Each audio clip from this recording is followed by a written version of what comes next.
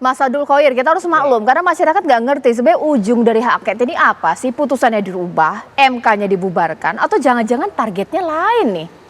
Ya, ini yang saya juga tidak mengerti. Tapi kalau bicara tentang putusan Mahkamah Konstitusi, itu sudah memperoleh kekuatan hukum yang tetap. Kekuatan hukum yang tetap maksudnya di sini tidak ada upaya hukum lain yang membatalkan. Kalau di peradilan yang konvensional kan pengadilan negeri, banding, kasasi, pengadilan kembali. Mahkamah Konstitusi pada saat diputuskan dia berlaku mengikat pada semua orang dan tidak ada upaya hukum lain untuk membatalkan. Putusan nggak bisa dibatalkan Tidak pasti. bisa. Oke. Walaupun katakan Mahkamah Konstitusinya pada suatu saat nanti dibubarkan, atau hakim-hakimnya berhalangan tidak dapat melakukan tugasnya misalkan gitu. Kalau dari MK-nya, hakim-hakimnya ada sanksi nggak dengan hak angket ini? Nggak bisa juga? Ya tidak ada, karena bukan pada tempatnya, Mbak. Bukan pada tempatnya. Usulan angket ini untuk diarahkan sebagai bagian penyelidikan terkait dengan pelaksanaan suatu undang-undang dan kebijakan pemerintah. Kan angket ini untuk menyelidiki adanya dugaan pelanggaran terhadap kebijakan pemerintah dalam menjalankan suatu undang-undang. Nah, ini pemerintah di sini eksekutif. Nah, karena ini saya kan dengar yudikatif. pemakzulan ini. Nah, kalau begitu ceritanya justru di situ nanti adanya penyelundupan hukum, menggunakan sarana angket, mengambil contoh permasalahan dalam hal ini adalah putusan Mahkamah Konstitusi menjadi objek angket, itu sendiri adalah penyelundupan hukum. Bang ini yang bahaya. Bang Masinton, ini bahaya di sini. Bahaya. Sebenarnya target Bang Masinton ini bukan putusan MK atau juga MK-nya. Karena sekarang kita sudah dengar selentingan pemakzulan. Itukah Bang Masinton? Ya elah, kita makanya tuh apa sih ya kewenangan DPR itu kan sudah diatur konstitusi gitu loh ya. Kalau putusan itu bukan menjadi objek Pak apa tadi Pak Qoir apa? Ya Abdul Qoir. Iya Pak Abdul Qoir, hukum apa backgroundnya? Ya hukum lah Bang. Lah iya, orang hukum harusnya ngerti. Ya nggak ada, yang kita laksanakan itu ya pelaksanaan undang-undang. Berkali-kali saya katakan pelaksanaan undang-undang, bukan masuk ke ranah yudisial. Putusan itu ranah yudisial, maka hak angket itu dibatasi dia terhadap pelaksanaan undang-undang, bukan masuk ke ranah yudisial. Karena itu adalah bagian dari independensi kekuasaan kehakiman. Agar bisa paham dulu, MK sudah memutuskan tahun 2017 nomor 36 tentang gugatan apakah KPK menjadi objek hak angket. Putusan MK sudah menyampaikan bahwa seluruh lembaga negara adalah objek hak angket, tapi terbatas terhadap kewenangan yudisial tadi kalau lembaga hukum. Jadi ya kita nggak usah alergi mencari dalil. Ini presidennya sudah ada secara ketatanegaraan gitu loh.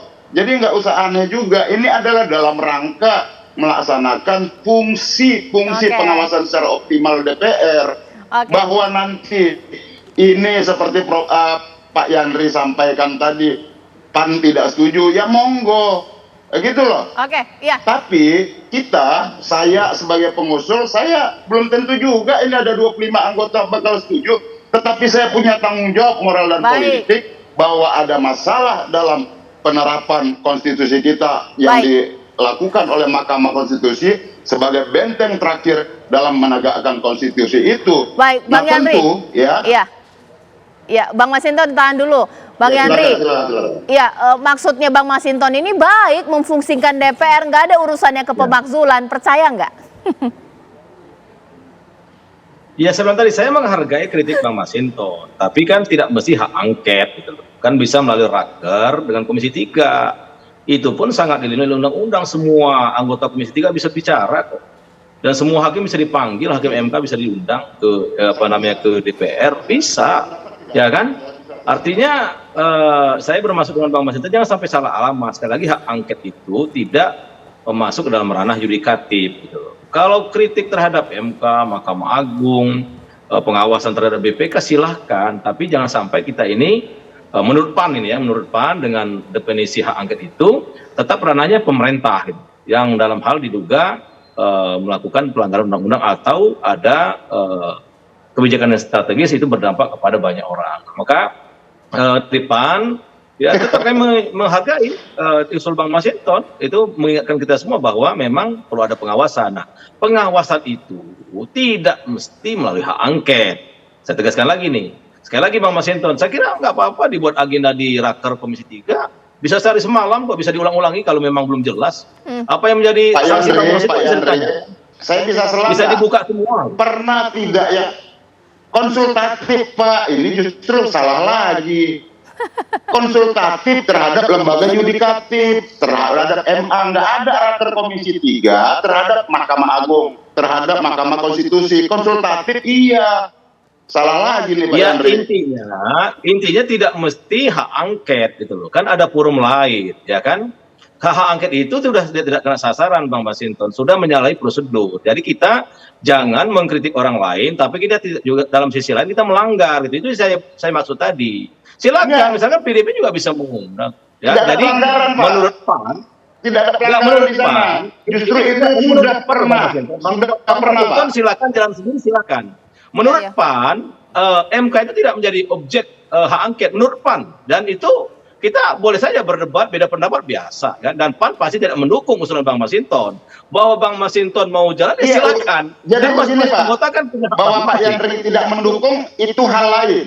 Itu hal lain. Itu sikap Ya, yang betul. saya harus hormatin. Betul. Tetapi Kenapa tidak apakah mendukung? MK bisa menjadi Karena objek? hak Iya, itu dia bisa salah menjadi sasaran. objek Pak. Jadi PAN kenapa tidak mendukung? Karena MK itu tidak masuk objek untuk masukkan dalam hak angket. Itu saja alasan kami sudah sangat Bang clear. Yandri, gitu. berarti kalau Bukan MK karena masuk ke dalam objek hak angket, Abang juga setuju bahwa ada yang salah dalam putusan MK. Kalau saja masuk dalam objek hak angket, PAN akan maju. Begitukah logikanya? Kalau putusan MK itu sudah final dan mengikat, nggak bisa lagi diganggu gugat, ya kan? Baik. Andaikan ada salah dari hakim, ada dianggap salah prosedur dan sebagainya, itu ya bunyi undang-undang dasar itu. Jadi sudah final dan mengikat, nggak ada lagi upaya hukum lain, ya kan? Jadi saya kira kita hormati putusan Mahkamah Konstitusi, bahwa sekarang Majelis Kehormatan sedang berjalan. Termasuk fraksi PDIP, kalau ada upaya lain ya kita hormati, tapi PAN menganggap hak angket itu tidak tepat. Itu yang menjadi kesimpulan kami, ya. Baik, ya. Tidak pada posisi harus kita jadikan hak angket gitu. Baik. Bahwa Bang Masinton mengkritik, ada dugaan, itu silakan, saya hormati. Sebagai anggota dewan semua berhak menyampaikan pendapatnya dilindungi oleh undang-undang. Oke. Ya kan, ada hak imunitasnya untuk menyampaikan pendapat, boleh, ya kan? Apalagi sekarang zaman terbuka. Tapi bahwa kita perlu meluruskan prosedur itu juga penting, Baik, gitu kan? baik. Maka PAN berkesimpulan hak angket buat MK itu tidak pada prosedur yang benar, gitu. Baik, ya. Nanti saat lagi saya akan tanya kepada Bang Masinton, progres mencari kawan untuk berjibaku dalam hak angket ini seperti apa? Sudah berapa lama setuju? Apa jangan-jangan ini bisa maju terus kalau Bang Masinton begitu giat untuk mencari? Karena PDIP ini belum ada suara ya selain dari Bang Masinton ya, sesaat lagi.